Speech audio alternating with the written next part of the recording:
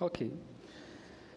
Cumprimento o presidente Renan Calheiros, senadora Marta Suplicy, demais membros da mesa, senhores parlamentares, senhores e senhoras. Estou aqui representando o Ministério da Fazenda para fazer uma análise do projeto de lei complementar número 25/2015, que foi aprovado na Câmara dos Deputados, e aqui está em tramitação no Senado Federal sob o número 125/2015. O Simples Nacional, com certeza, eu sou secretário executivo do Comitê Gestor do Simples Nacional, é um regime tributário de sucesso. A Lei Complementar 123 tem inúmeras virtudes, nós temos progredido muito ao longo do tempo. Faço questão de saudar aqui o senador Pimentel, os demais membros da Frente Parlamentar da Micro e Pequena Empresa. Nós sempre tivemos uma relação bastante profícua, bastante respeitosa. A Frente Parlamentar sempre teve uma posição de respeito, responsabilidade, sempre avançar, né? Sempre, vários avanços nós tivemos, mas com bastante responsabilidade, bastante cuidado, né? Então, nos preocupa bastante esse projeto de lei que foi aprovado na Câmara dos Deputados e está em tramitação no Senado Federal, principalmente por conta dos limites, né, que foram apresentados, que eu vou falar sobre eles daqui a pouco, da questão do impacto fiscal. Na verdade, nós temos que pesar a questão do impacto fiscal, porque nós estamos buscando um equilíbrio, né, na parte fiscal no país, e quanto mais a gente toma medidas que afetam esse equilíbrio, mais tarde nós vamos chegar a ele, né? Então, o projeto, da forma como foi aprovado na Câmara dos Deputados, ele traz uma perda em 2016 de 6.555 bilhões em nível federal, em 2017, 12 bilhões e 700 milhões, e em 2018, 16 bilhões e 100 milhões. E essa perda tem reflexos também para estados e municípios por conta da distribuição do FPE e do FPM, né? Em 2016, uma perda para estados e municípios de 256 milhões, em 2017, de 497 milhões, em 2018, de 630 milhões. Não é uma perda potencial, assim, hipotética, né? Porque essas empresas, com esse aumento de limite, elas não estão na formalidade, elas já são formais. Elas já estão fazendo os recolhimentos dentro do Simples Nacional, ou mesmo fora do Simples Nacional, nos novos limites, mas dentro do lucro presumido ou do lucro real. Então, na verdade, é uma perda real, não é hipotética, não é que pode ou não acontecer. A arrecadação está acontecendo e vai deixar de acontecer se o projeto for aprovado nessa medida. A arrecadação do Simples Nacional, ela tem sido sempre crescente, pujante, né? Sempre positiva, desde o começo, em 2007. Começou pequenininho, foi crescendo, e ano a ano a arrecadação do Simples Nacional, ela sempre tem crescimento positivo, real, sobre qualquer aspecto nominal ou real. Mas, é claro, é sempre crescente porque quando você aumenta limites e aumenta atividades, e isso vem sendo feito ao longo do tempo, a última mudança foi no ano passado ainda. Então, na verdade, você aumenta limite, aumenta atividade, a arrecadação do Simples Nacional vai ser sempre crescente mesmo, e sempre pujante. Mas nós temos que ver a realidade do país, né? Nós estamos hoje com arrecadação geral totalmente decrescente, negativa, e uma parte disso é por conta da migração, esse ano, inclusive, das empresas que não podiam optar no ano passado e puderam optar a partir de 2015, principalmente empresas do setor intelectual.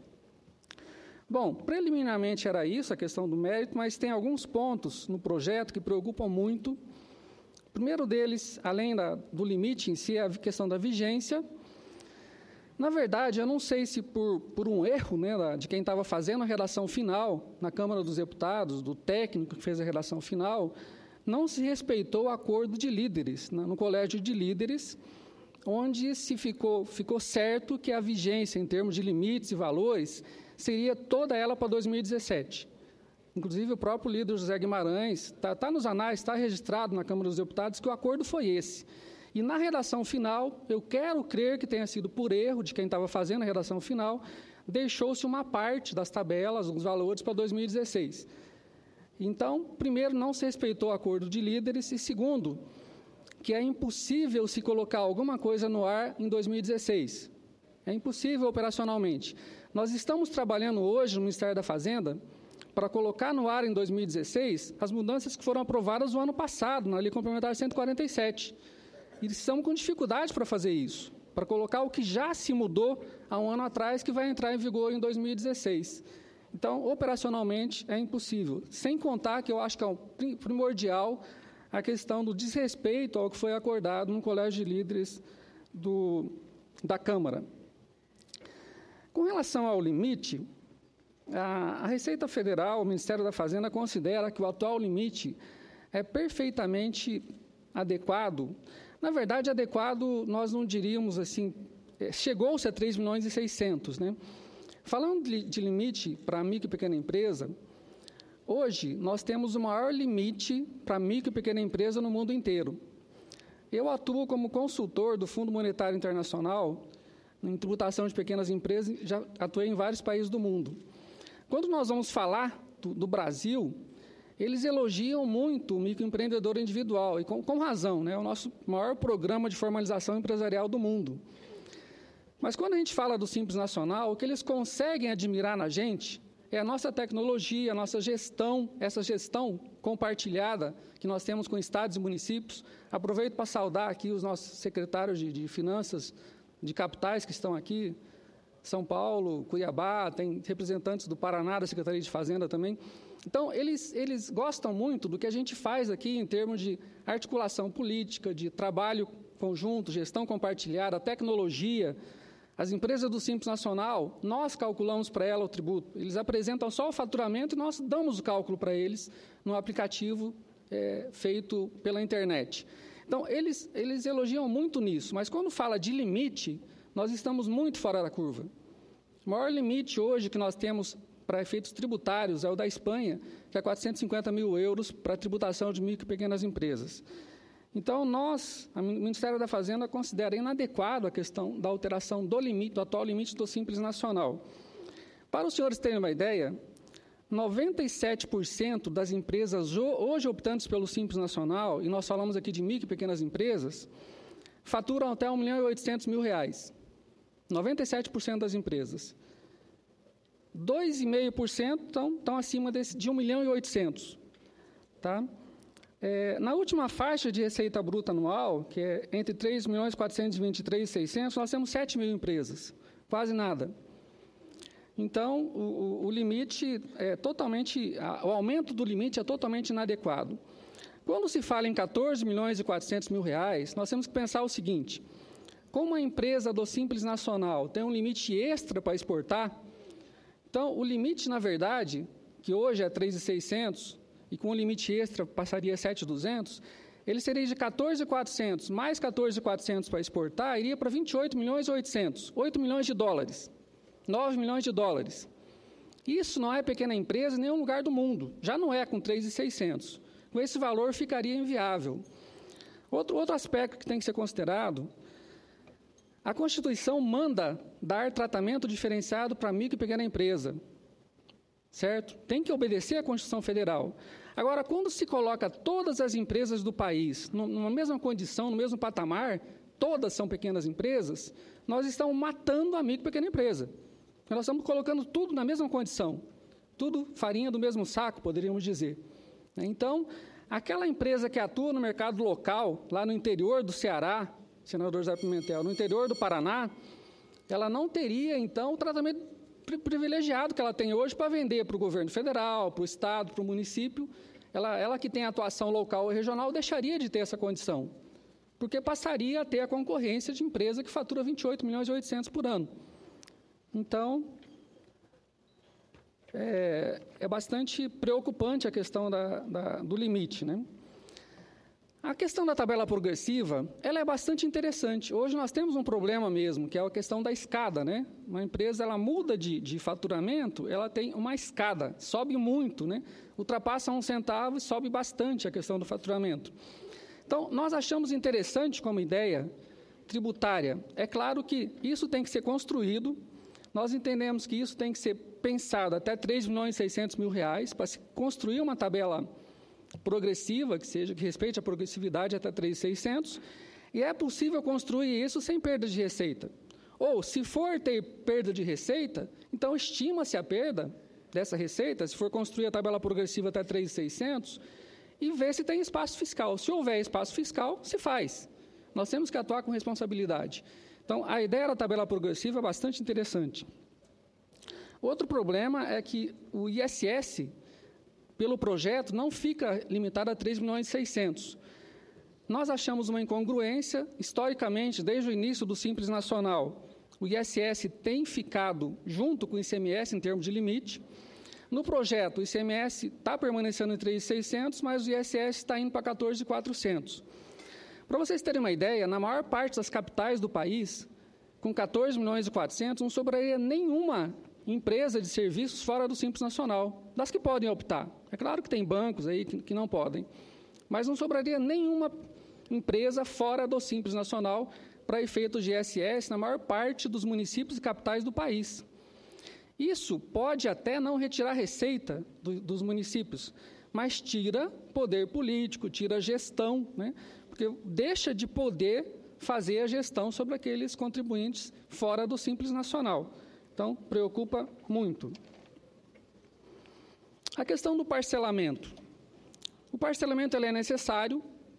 Na verdade, no início não se colocou, os parlamentares que aprovaram a primeira lei disseram que não se tinha parcelamento no início, porque o Simples Nacional já é um regime favorecido. Depois, com as crises econômicas, estabeleceu-se o parcelamento convencional em 60 parcelas, né, com Selic, o parcelamento normal que todo regime tributário tem. O que está se propondo pelo projeto de lei é um parcelamento em 15 anos, aberto sempre, e com redução de multa e juros de forma permanente. Na verdade, essa é um problema muito sério quando se tem, porque seria um refis permanente, né? Diferentemente dos programas de reparcelamento do governo federal, que lança de vez em quando, que o Congresso aprova, mesmo o Ministério da Fazenda tendo posição contrária, às vezes é aprovado no Congresso Nacional. Mas, de qualquer maneira, são programas estanques, né, que acontecem de vez em quando, ficam abertos por determinados períodos. O que o projeto de lei traz é um parcelamento em 15 anos para sempre e com redução de juros e multa para sempre também. Então, na verdade, isso preocupa muito tanto o governo federal quanto estados e municípios, principalmente porque vai estimular uma cultura de inadimplência. Por que eu vou pagar? Eu não vou pagar. Não vou pagar porque aí, daqui a 2 meses eu posso fazer um parcelamento especial, não convencional, com redução de multa e juros. Então, é uma concorrência desleal com quem paga em dia. Outra mudança bastante preocupante é com relação ao microempreendedor individual, que é um excelente programa, mas, na verdade, tem que ter um certo controle das atividades que podem optar pelo microempreendedor. Atualmente, tem-se um pouco mais de cuidado com relação às atividades intelectuais, até porque tem uma diferença muito grande de tributação dessas atividades intelectuais com relação à pessoa física que trabalha como autônomo, como empregado, né? Tem uma diferença muito grande de tributação do imposto de renda. E o que está se mudando é a revogação de um dos dispositivos que tira do Comitê Gestor do Simples Nacional a possibilidade de limitar essa opção por exercente de atividades intelectuais no microempreendedor individual.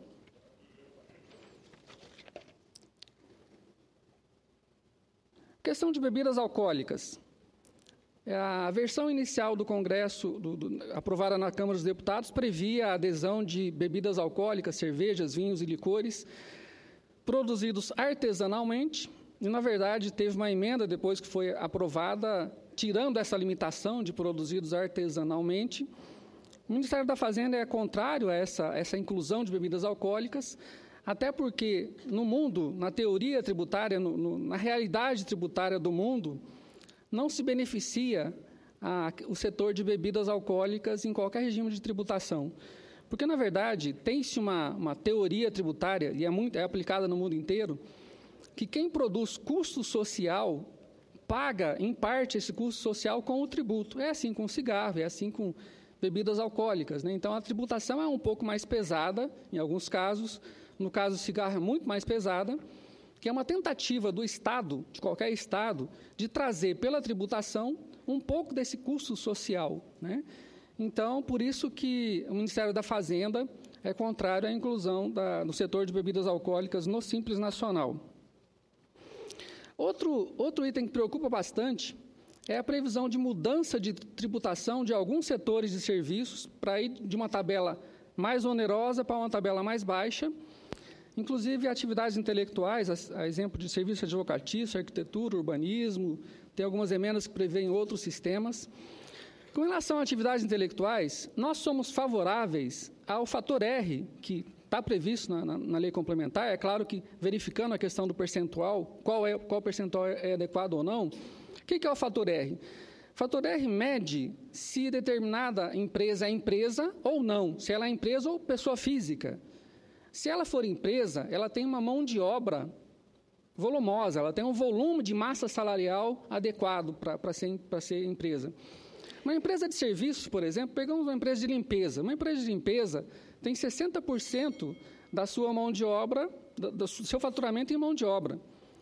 Uma empresa de contabilidade, 45% da sua receita em mão de obra. Por quê? Tem uma atividade, tem um complexo empresarial significativo naquele setor. Então, o que o fator R mede? Então, esse é o fator R, quanto representa a massa salarial com relação ao faturamento. Quanto de empregado ela tem com relação ao seu faturamento. Então, nós somos favoráveis a que esse setor intelectual seja medido por isso, esteja no anexo onde seja possível separar para saber se é empresa ou não. Porque se não tiver mão de obra, não é empresa, é uma pessoa que está ali atuando, uma pessoa física, com a sua atividade intelectual, não tem um complexo empresarial, e o fator R mede isso. Então, nós somos favoráveis a que, numa eventual alteração de projeto de lei, essas atividades intelectuais sejam deslocadas para onde esse fator R seja medido, né, para ver se é empresa ou não. Empresa simples de crédito. Nós temos um problema sério de crédito no país, nós temos uma dificuldade enorme de acesso ao crédito, reconhecemos isso. Só que eu acho que nós temos a opinião do seguinte, que toda política de crédito ela tem que ser oficial, ela tem que ter o caráter oficial. Então, nós não entendemos viável você discutir uma política de crédito, sem a presença do Banco Central, do Conselho Monetário Nacional, sem a regulamentação do Banco Central do Brasil.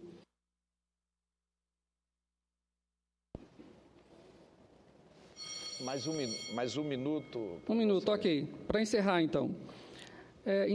A questão do crédito, nós não temos posição fechada com relação à empresa simples de crédito, mas desde que o Banco Central participe, que ele regulamente o assunto e que não possa optar pelo Simples Nacional. É importante que se tenha empresa simples de crédito? Ok. Cria-se, regulamenta-se com o Banco Central, mas não permite a opção pelo Simples Nacional. Não faz sentido você isentar o sistema financeiro nacional, seja ele pequeno, médio ou grande ou micro, de imposto de renda. Por exemplo, que no Simples Nacional, principalmente nos faturamentos muito baixos, não pagam nada de imposto de renda. Então, na verdade, aqui é uma grande incongruência você permitir qualquer setor creditício que deixe de pagar tributos nesse país, não importa o tamanho que seja, até porque, pelo projeto, não há limite de juros. Então, ele pode cobrar o juro que quiser, certo? Então,